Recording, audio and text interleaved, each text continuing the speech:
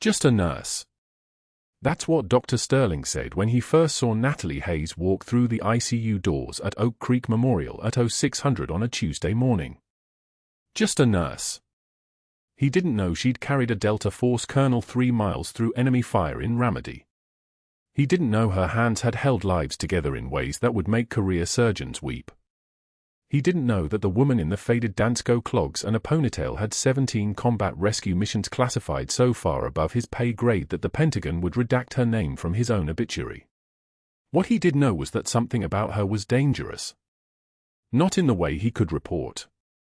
In a way that threatened everything he'd buried in phantom billing codes and kickback schemes worth $487,000 since he'd arrived at Oak Creek Memorial 18 months ago. The fluorescent lights hummed their mechanical song as Natalie moved through the ICU with the quiet efficiency of someone who had learned to be invisible. Not weak invisible. Tactical invisible. The kind of invisible that comes from having survived in places where visibility meant death. Her shoulders never touched the corner as she rounded it into the corridor. Her badge never jangled against her chest. Her shoes made no sound on the tile floor despite being work shoes, because she'd learned long ago to distribute her weight on the balls of her feet, the way operators do. She wore grey scrubs, a grey jacket, and a ponytail so neat it looked military, because it was. Everything about Natalie Hayes was controlled. Her breathing. Her eye contact. The way she scanned a room the moment she entered it, noting exits, identifying hazards, assessing threat levels. Old habits. The kind that didn't die. They just wore scrubs. Dr. Sterling watched her from the nurse's station. Not obviously. He was good at not being obvious. He'd built a career on not being obvious, submitting insurance claims for diagnostic imaging that never happened, billing for surgical equipment that sat unused in storage while he pocketed kickbacks from suppliers, creating phantom billing codes that would have made a forensic accountant weep if anyone had thought to look. Which nobody had. Because nobody suspected a man with Sterling's pedigree. Yale Medical School. Board certified. A country club membership and an ex-wife in Greenwich who'd signed an NDA thicker than a medical textbook. His brother-in-law was the board chairman. His college roommate ran the state medical licensing board. His power wasn't just institutional. It was generational. It was embedded in the bedrock of Houston medicine like shrapnel in old concrete. Natalie Hayes was a problem he hadn't planned for. She'd been at Oak Creek Memorial for 43 days. Long enough to learn the rhythm of the unit. Long enough to notice things. 3 weeks ago, she'd asked him about the billing codes for the Holter monitors in storage, 7 units, never used, but billed to insurance companies every quarter. Inventory rotation, he told her, watching her eyes. They didn't believe him. They were the eyes of someone who could read a lie the way other people read a newspaper. That had been week 2. This was week 6. And she'd started paying attention to the supply manifests, cross-referencing them with the patient charts, the way a person does when they're looking for something specific. Or someone. He made a note on her personnel file that he kept on a separate laptop, locked with a password nobody would ever guess. Requires monitoring. Underlined twice. The ICU smelled like antiseptic and the faint metallic undertone of old blood. Natalie had learned not to notice it. Sensory adaptation was a survival mechanism. Her left leg favored her right, not enough that anyone who wasn't trained would see it, just a subtle weight distribution that favored the tissue where a fragment of shrapnel still lived, embedding deeper into muscle each year. The surgeons at Bethesda Naval Medical Center had told her they could remove it, but removal meant risk of nerve damage, meant the possibility of losing sensation in the bottom of her foot. So she'd left it. Carried it. The way you carry everything in this line of work. The weight. The scar tissue. The names of the people you couldn't save. Room for 47 held Colonel Webb. Delta Force. Medical records redacted into almost complete silence. Combat injuries sustained during operations in regions that didn't officially exist on any map. He'd been admitted 72 hours ago with bilateral lung contusions, a fractured clavicle, and what the charts described vaguely as tissue trauma consistent with blast exposure. The note had been written by someone who didn't want to write too much. Someone who understood operational security even in a civilian hospital. His left forearm bore a tattoo, N. Hayes in black ink, clean lettering, the kind of work you get done in 15 minutes at a military-based tattoo shop for $50. The name had caught Natalie's attention the moment she'd seen it. The way a person who's seen their own name carved into granite notices when it appears again. But her expression hadn't changed. She'd simply logged the observation into the neural filing system she kept locked in her skull and moved on. Colonel Webb's eyes opened as she entered. Medicated eyes. Dilated. The kind of eyes that come with morphine and trauma and the complicated cocktail of sedatives they were using to keep his system calm while his body healed. Natalie checked the 4 line at his left hand first, a 20-gauge angiocath, still patent, no infiltration. Her fingers moved with surgical precision, the kind of precision you only develop by having practiced a procedure 10,000 times. Which she had. She'd been a combat medic before they'd given her the officer rank. She'd been patching people up while 7.62mm rounds whistled past her head since she was 23 years old. Now she was 40. 17 years of muscle memory. Colonel Webb. Her voice was soft. Professional. The voice she used when she didn't want to be remembered. Just your vitals. This will take 2 minutes. He looked at her without recognition. Through her, really. The way a person looks at medical equipment. At technology. At things that exist to serve a function and nothing more. His pupils dilated under her penlight. Reactive. Good. She checked his carotid pulse with 2 fingers, 68 beats per minute, regular rhythm. She unwrapped the blood pressure cuff and settled it around his right bicep. The machine came alive with a mechanical hiss. 120/82. Elevated but acceptable given his current condition.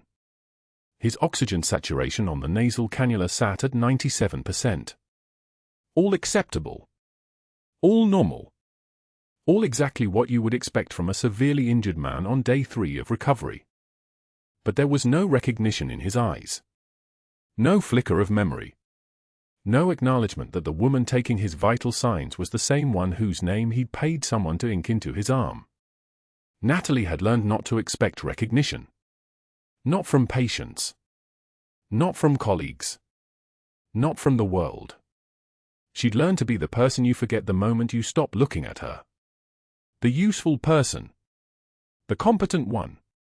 The one you call at 2 in the morning when something goes catastrophically wrong and there's nobody else to blame if it goes worse.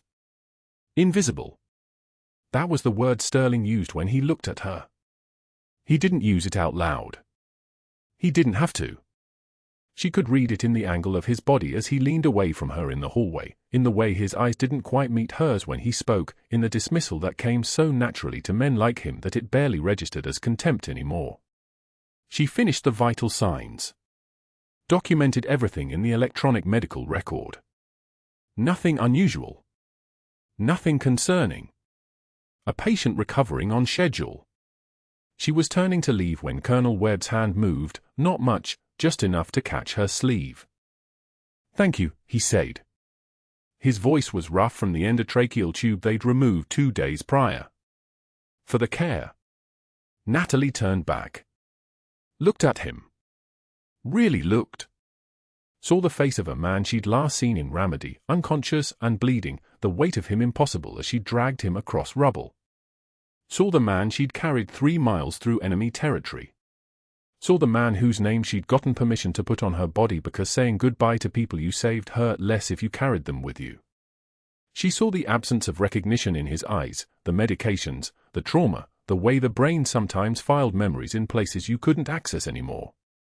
"It's what I do, sir," she said quietly. She removed her sleeve from his grip with the kind of gentleness you use with children. "Get some rest. The physical therapist will be in at 1400 hours. In the hallway, she paused.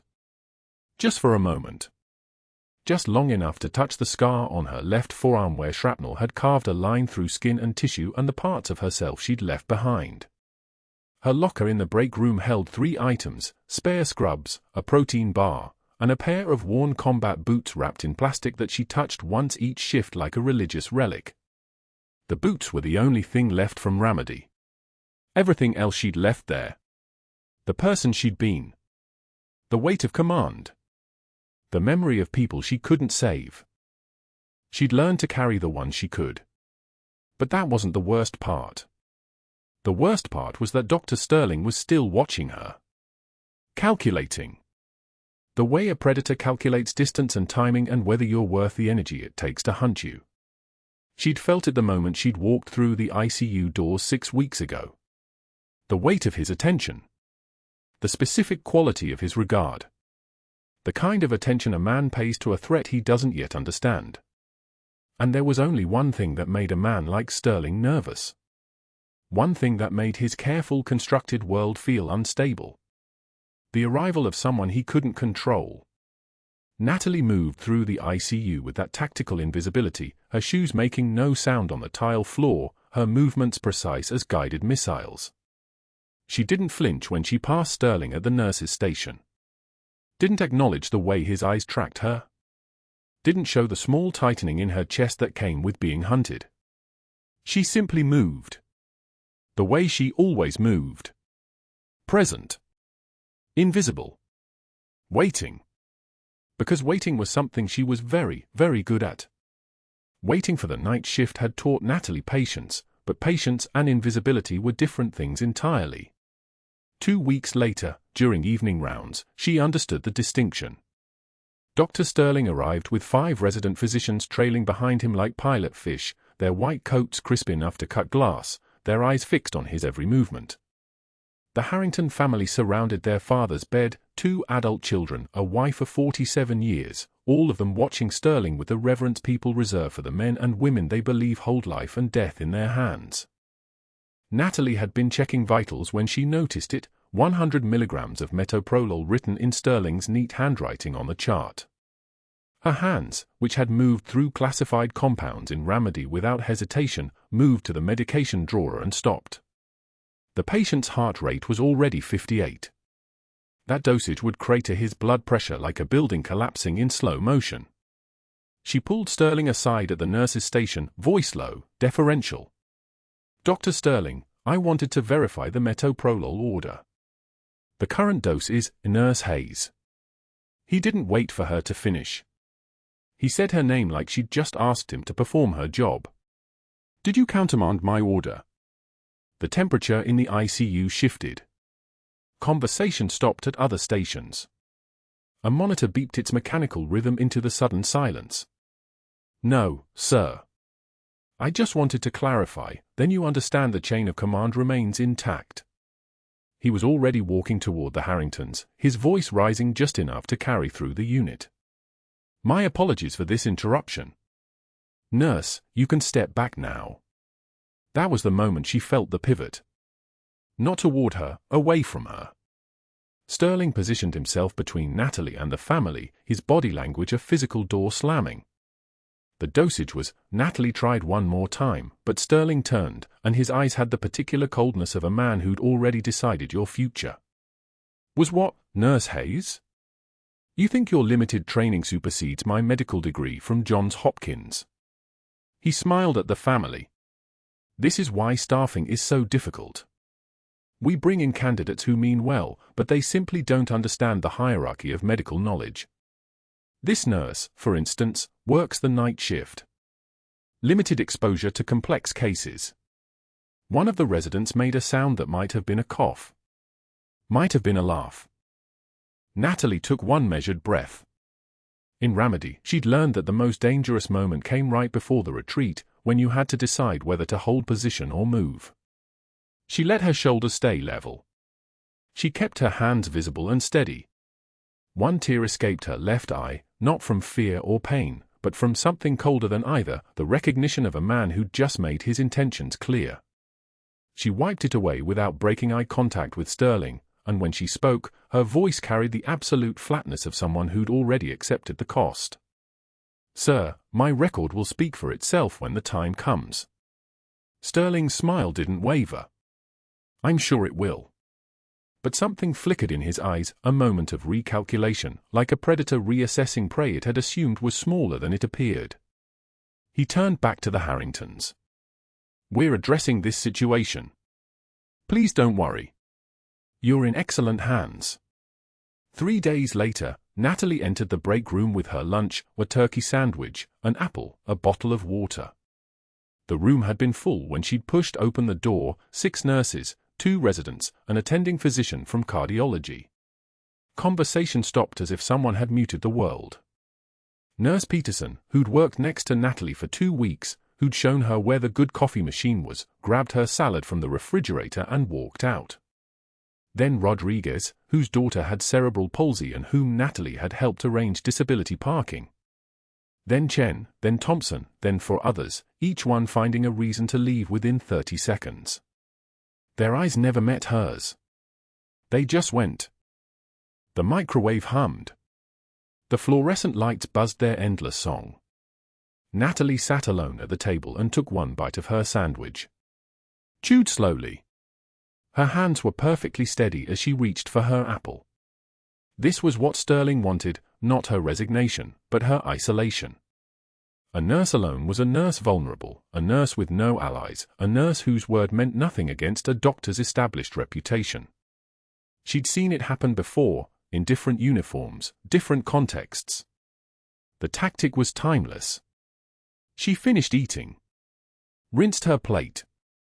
Left the break room as empty as she'd found it. That afternoon, Sterling made his move with surgical precision.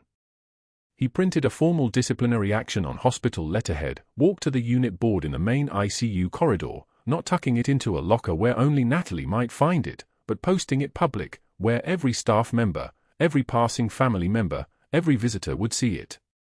The paper was laminated, professional, dated and signed.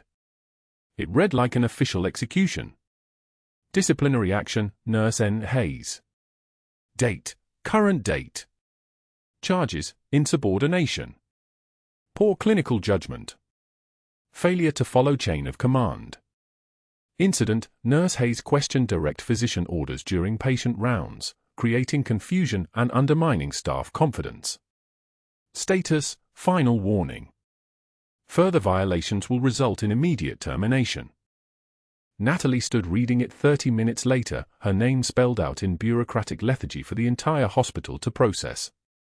Her heart rate didn't increase. Her breathing didn't quicken. This too was information.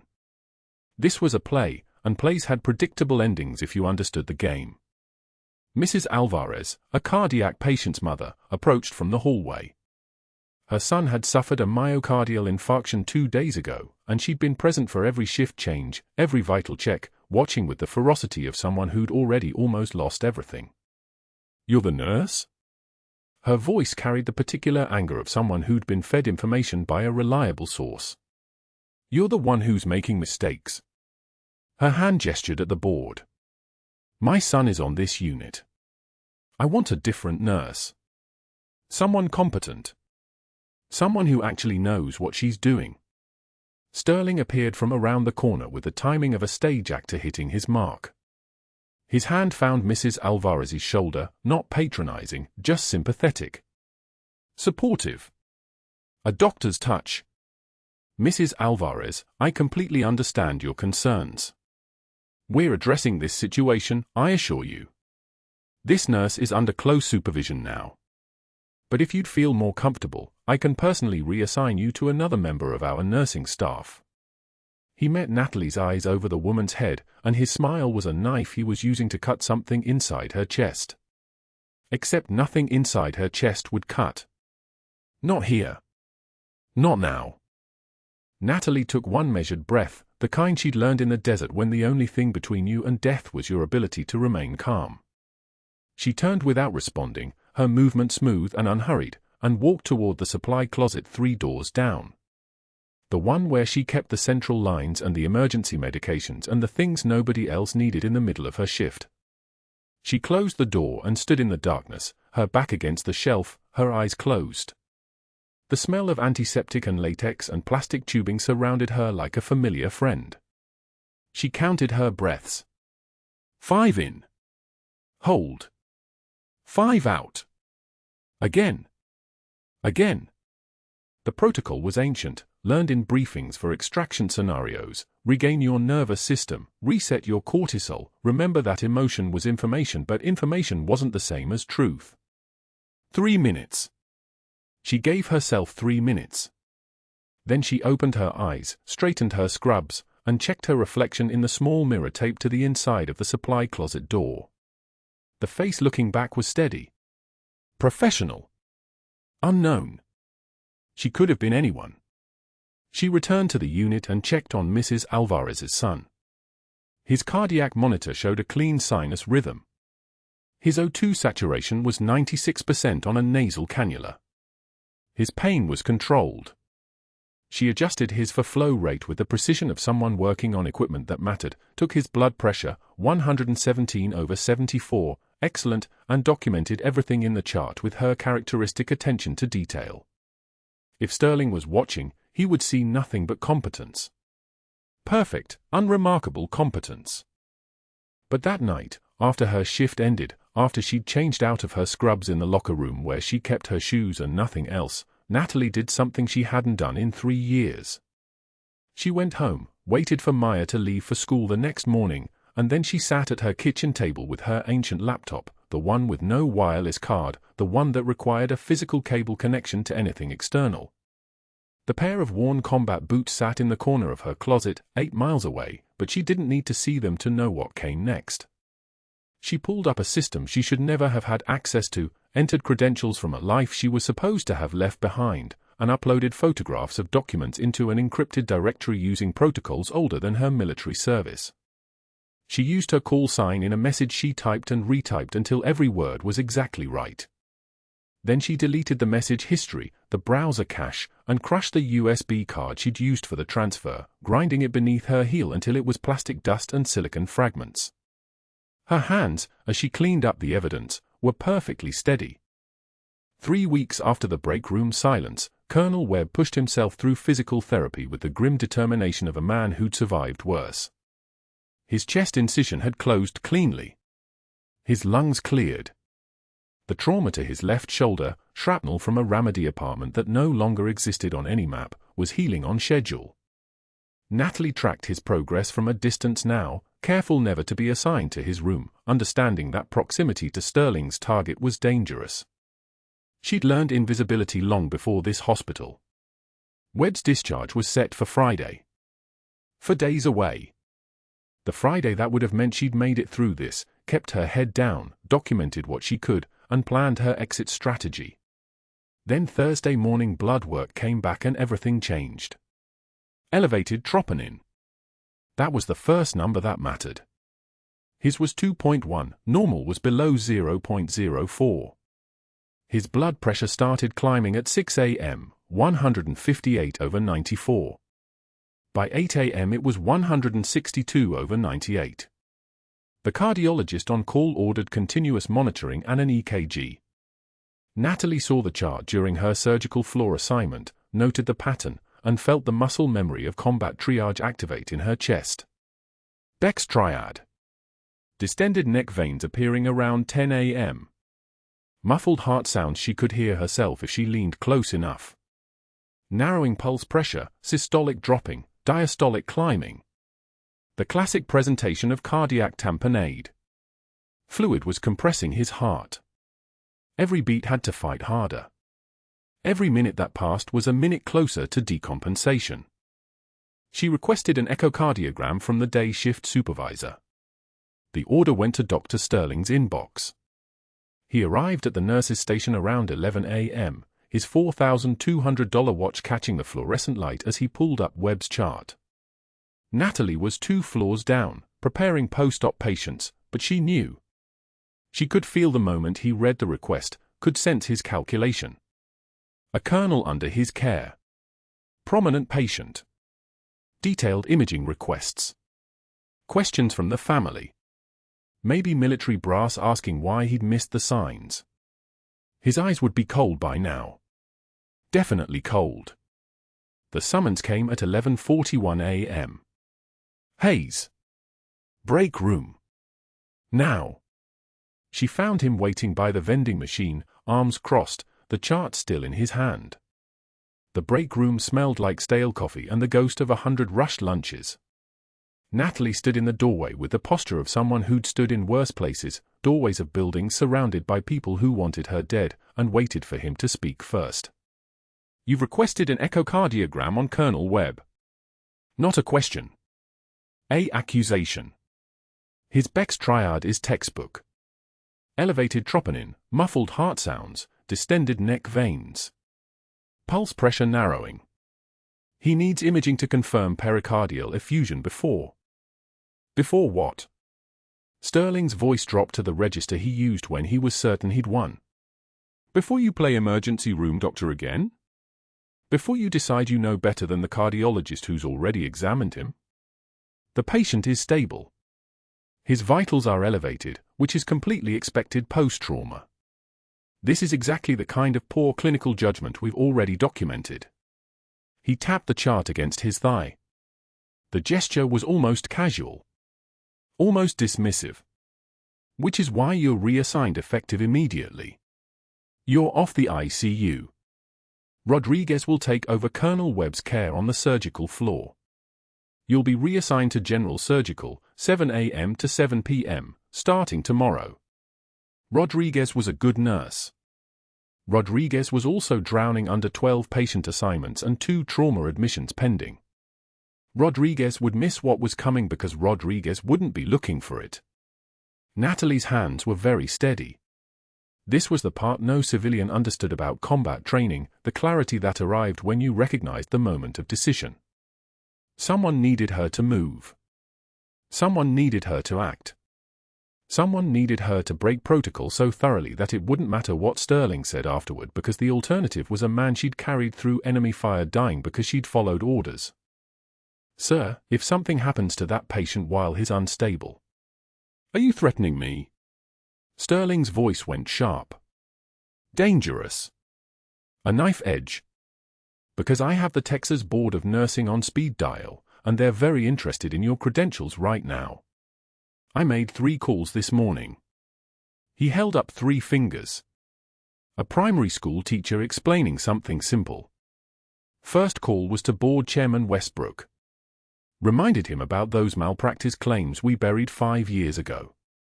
The ones involving that pediatric patient. You know the ones. He smiled. The smile of a man who understood leverage. He owes me for burying those.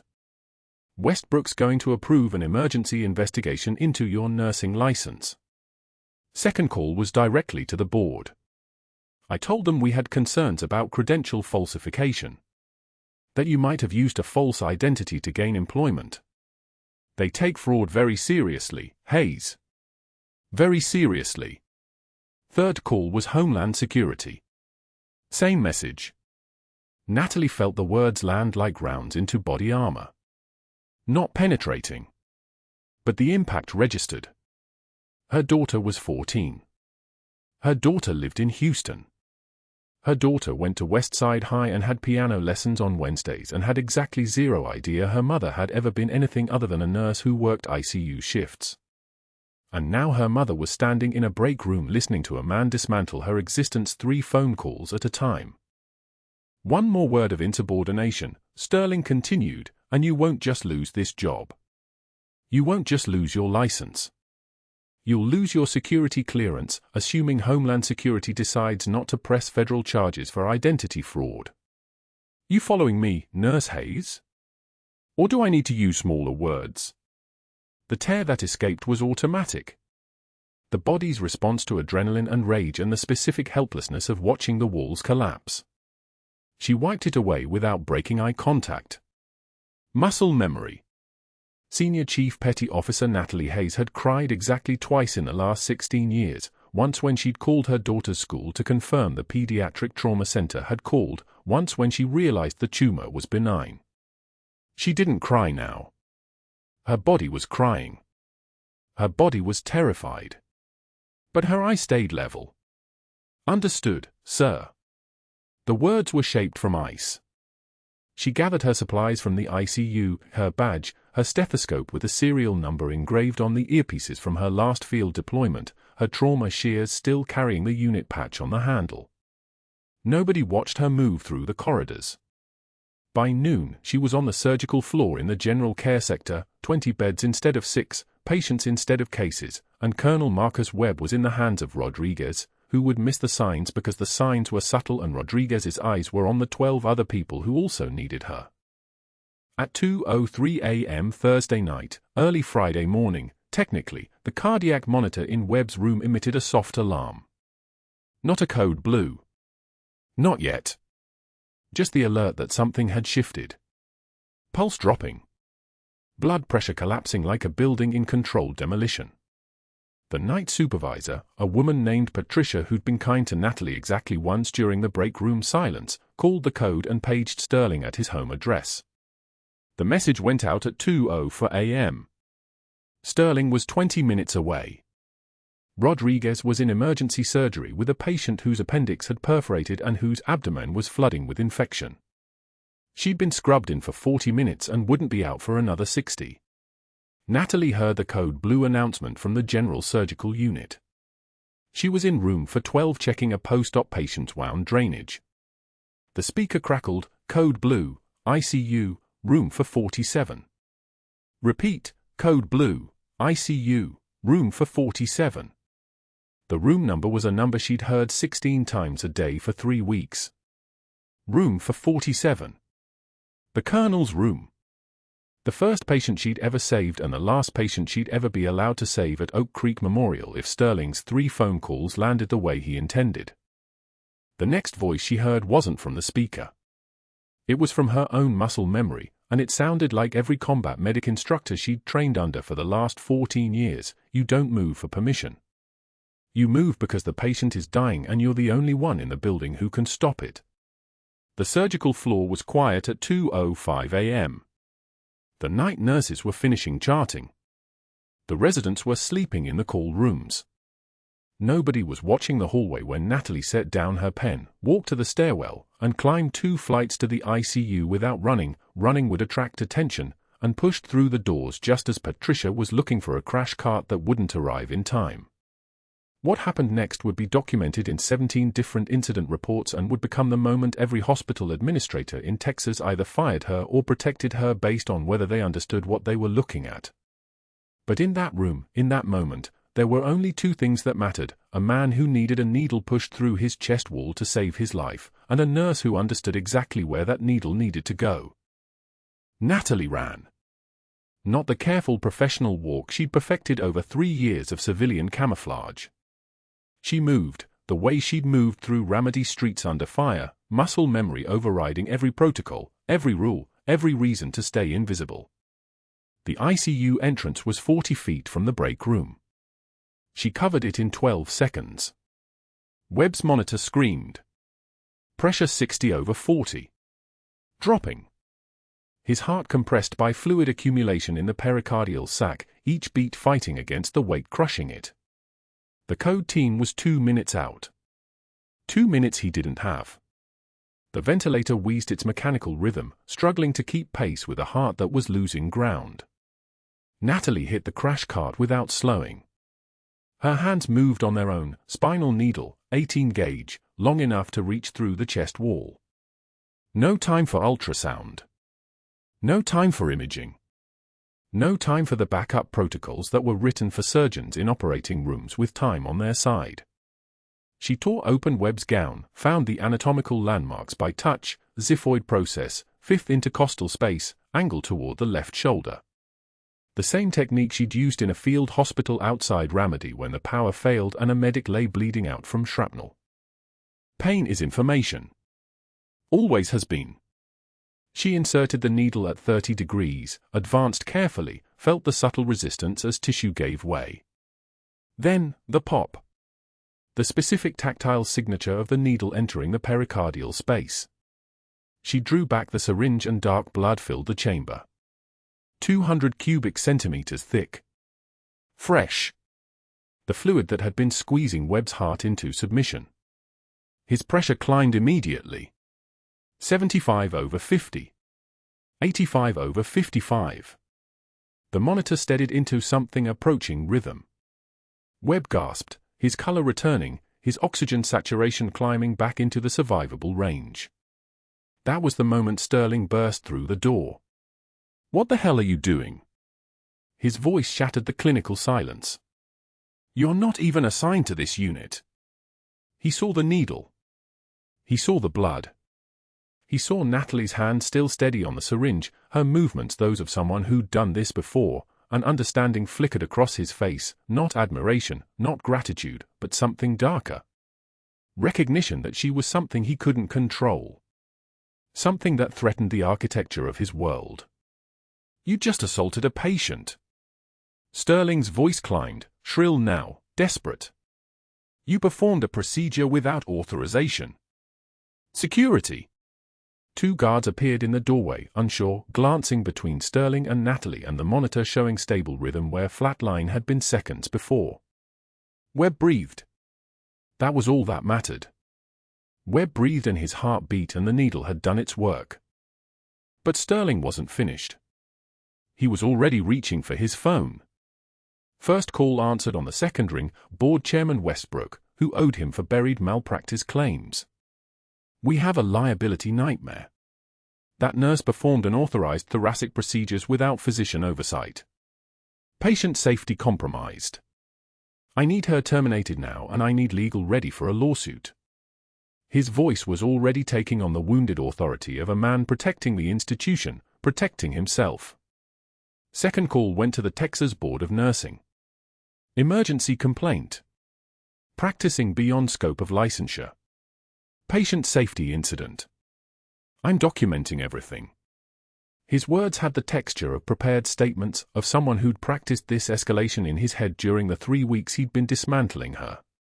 Third call took longer to connect. Homeland Security. That employee I mentioned? The one I flagged for possible identity fraud? She just performed an invasive procedure without authorization. She may have falsified her entire credentialing. You need to investigate immediately whether she's using a false identity to work in healthcare. Federal offense. Webb's monitor beeped steadily. One beat every second, strong and regular. Alive. Alive because Natalie had trusted the training carved into her muscle memory more than she'd trusted the rules hanging on the hospital walls. Sterling pointed at her with the phone still in his hand. "You're done. Done. Security, escort her out. Badge. Now." Natalie removed it with surgical precision, held it for one moment, the plastic warm from her body, and placed it on the desk with the gentleness of placing a child in a crib. One measured breath. The kind of breath that precedes letting something go that you've been holding for a long time. A single tear tracked down her left cheek. She wiped it without looking away from Sterling, without breaking eye contact with the thing that had tried to destroy her. "Sir," she said, her voice barely above a whisper, "the truth always surfaces." They walked her out. The two guards flanking her like she was dangerous, which she was, but not in the way they understood. Not the way Sterling had screamed. She moved through the ICU to her locker, the small one in the back corner where new staff kept their things, the ones who hadn't earned the respect of a space closer to the nurse's station. She emptied it into a cardboard box, 3 sets of scrubs, color-coded by shift. A protein bar someone had left in the break room that she'd never eaten. Her name badge, already removed by Sterling's demand, so the box was just a hole. And at the bottom, wrapped in a surgical towel that had been clean when she folded it 3 years ago, a pair of worn combat boots. Desert tan, salt-stained from sweat and dust, the laces wrapped twice around the ankle in a knot that only military personnel would recognize. The laces were faded from tan to white at the creases, abraded by 53 combat operations and a different lifetime. The box felt impossibly heavy as she carried it through the lobby at 4:33 a.m., past the night staff who wouldn't meet her eyes, past the security checkpoint where the guard looked away, out through the emergency entrance where a cold wind carried the smell of rain on hot asphalt and something else, the ozone tang of electricity about to break open the sky. She loaded the box into her car. Didn't start the engine. Just sat in the dark, hands on the steering wheel, the parking lot empty around her except for a handful of cars belonging to people who still had jobs. People who weren't walking out at 5 in the morning with their careers in a cardboard box. At home, she didn't turn on the lights. She walked to the bedroom closet where she kept the things she wasn't supposed to have anymore. The service dress uniform that didn't fit in this life. The shadow box with 2 bronze stars and a purple heart. She had 3, but 2 lived behind glass because 3 would have required explanations. The folded American flag from a funeral that shouldn't have been her funeral, the ceremonial discharge paper she'd memorized but never read, the letters from commanders she'd served with, men and women whose names she couldn't speak aloud. And in the very back, partially hidden behind winter coats no one wore in Houston, the pair of worn combat boots. She pulled them out. Held them. The leather was cracked at the instep where she'd flexed her feet during 18-hour shifts providing combat medicine to operators bleeding out in places that didn't officially exist. The sole was worn thin on the left heel, a gait compensation from a shrapnel wound that had never fully healed, that would never fully heal, that she'd trained herself not to limp from because operators don't limp, commanders don't limp, and she'd needed to be both. She was staring at them when Maya came home. Her 14-year-old daughter stood in the doorway of the bedroom, saw her mother in the dark with the boots in her hands and the closed closet door and something in the air that had changed. Mom. Maya's voice carried the note of someone who understood instinctively that something fundamental had shifted. Why are you home? You never come home early. Natalie looked up. Her daughter had her grandmother's eyes, dark and direct and capable of seeing through every comfortable lie. She was old enough to understand that people who worked in hospitals didn't come home at 5 in the morning. She was old enough to notice the cardboard box by the front door with everything that made her mother's daytime identity fit inside it. There was an incident at work, Natalie said. The word sounded false even to her own ears, the careful language of someone trained to compartmentalize, to separate the classified from the civilian. I'm going to take some time. Maya stepped into the room, closed the door softly behind her, and sat on the bed without asking. She'd been raised around the long silences of a mother who carried things that couldn't be discussed, who moved through the world as though she was taking up less space than she was entitled to, who wore scrubs like camouflage. Is it because of Colonel Webb? Maya asked. Natalie's hands went still on the boots. What do you mean? I hear you sometimes, Maya said. At 3 in the morning, you go to your room and you whisper his name. You say it when you're alone. Like you're checking if he's still alive. Maya picked at a thread on the bedspread. I looked him up. Colonel Marcus Webb. Delta Force. There's not much online, but there's a partial casualty list from Ramadi from 2014. His name was on it. Then it was crossed off. Removed. Like he was UN dead. She looked at her mother directly. What happened in Ramadi, Mom? The question hung between them like something physical, something that had weight and temperature and the power to change everything it touched. Outside, thunder rolled across Houston like distant artillery. The first drops of rain began to hammer against the window, then the gutters, then the roof with increasing violence, the kind of weather that arrived when things were about to break open. Natalie held the combat boots and looked at her daughter, this girl she'd raised alone while pretending to be someone else, while erasing herself in a civilian life that required her to be small enough to fit, quiet enough not to threaten, careful enough not to remind anyone of what she was. And somewhere in Oak Creek Memorial, in an ICU that smelled of antiseptic and desperation, a man with her name tattooed on his forearm was breathing because she'd trusted her training more than she'd trusted her fear. The Black Hawk descended through the pre-dawn darkness like a predator settling onto prey, its rotor wash scattering rain across Oak Creek Memorial's helipad in violent sheets. 6 operators disembarked in tactical precision, no weapons visible, but the kind of muscled competence that made the air pressure change. They moved through the corridors of the hospital with the fluid efficiency of men who'd operated in spaces where hesitation meant death. The duty nurse at administration tried to intercept them. One operator didn't break stride, Senior Chief Hayes. Nightingale 6. Where is she? The name hung in the hospital like a detonation. Dr. Sterling's face went white from his position near the nursing station. He'd been reviewing charts, trying to convince himself that the overnight calls, the ones from federal agencies, the ones from the JAG officer, were some kind of misunderstanding. They weren't. The operators moved past him as if he were furniture. In the lobby, Natalie stood with her daughter. 14-year-old Maya Hayes had insisted on coming. She stood beside her mother in yesterday's clothes, eyes red but jaw set, watching the operators approach with the same tactical assessment Natalie had taught her without meaning to teach it, the way mothers pass down their shapes through blood and bone. One operator, the one with captain's bars and a face like granite carved in a desert, addressed Natalie directly, Senior Chief Hayes. "We need you to come with us." Maya stepped forward. Her voice shook. She was 14 and terrified, but it was clear. "That's Senior Chief Petty Officer Hayes. And you will address her correctly." The room went absolutely silent. A hospital volunteer froze mid-step. A security guard stopped walking. Somewhere in the distance, a monitor beeped steadily on, unaware that something fundamental had shifted in the architecture of power.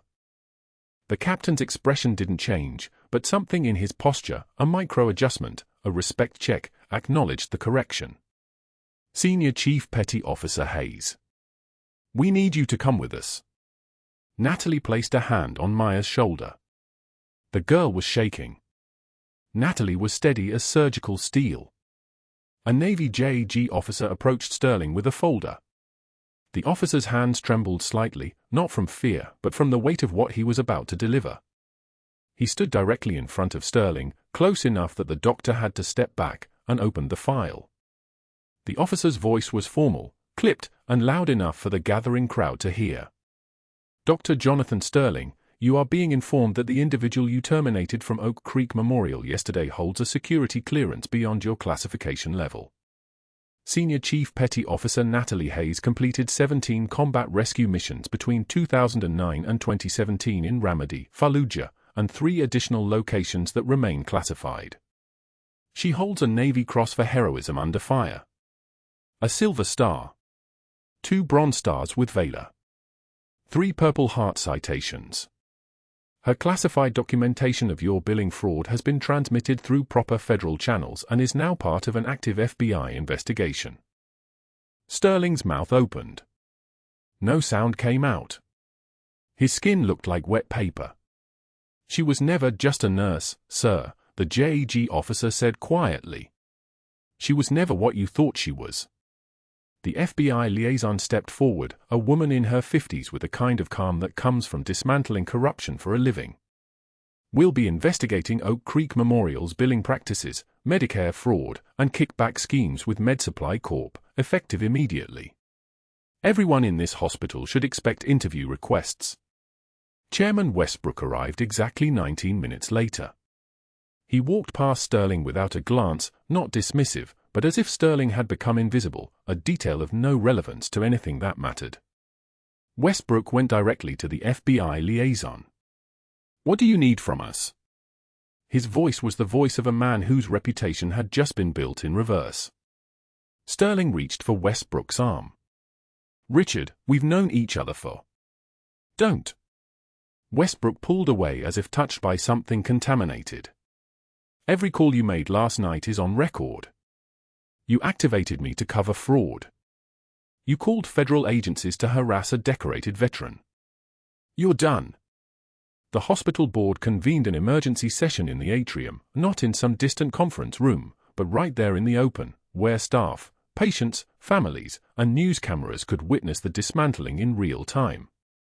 Board member Dr. Patel stood at the center, reading charges into the echo of the atrium like indictments from a tribunal: systematic Medicare fraud, insurance billing irregularities, kickback schemes with MedSupply Corporation, falsification of patient records, abuse of authority to silence a whistleblower. Sterling tried to speak. His voice came out fractured. "This is a witch hunt. That nurse had no authority." "Senior Chief Petty Officer," Maya shouted from the crowd, her teenage voice carrying the weight of fury and correction. "Say her rank." The board voted. Unanimous.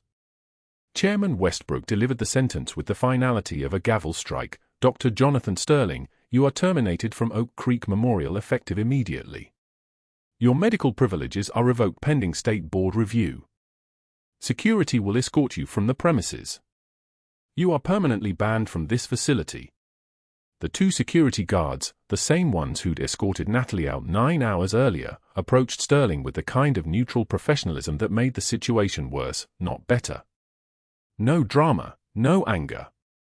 Just the inevitable consequence of his choices. The room watched in perfect silence as they walked him through the lobby, past the Navy operators, past the FBI agent setting up their investigation station, past Maya Hayes who stared at him with the contempt of a child watching an adult fail her mother. Badge. Keys. Tablet. All surrendered at the desk. The automatic doors hissed open. Through the glass, everyone watched Sterling stand in the parking lot alone, trying to process the landscape of his former life, trying to remember how he'd believed, even for a second, that this outcome was possible. His phone rang. He didn't answer. Inside, the JAG officer found Natalie in a quiet corner of the lobby, still standing with Maya. He approached with the respect reserved for combat veterans. Senior Chief Petty Officer, Colonel Webb is awake. He's asking for you. They walked a room for 47 together, Natalie, Maya, and the officer whose job had been to deliver the truth of who she was. Webb was sitting up, the fog of medication finally clearing from his eyes. He looked at her. Actually saw her. Not through her like a phantom, but at her with recognition. His left hand moved to his forearm, touching the tattoo through the hospital gown, those letters, faded now from years but permanent, N. Hayes. His right hand came up slow. A deliberate salute. Senior Chief. Ramadi.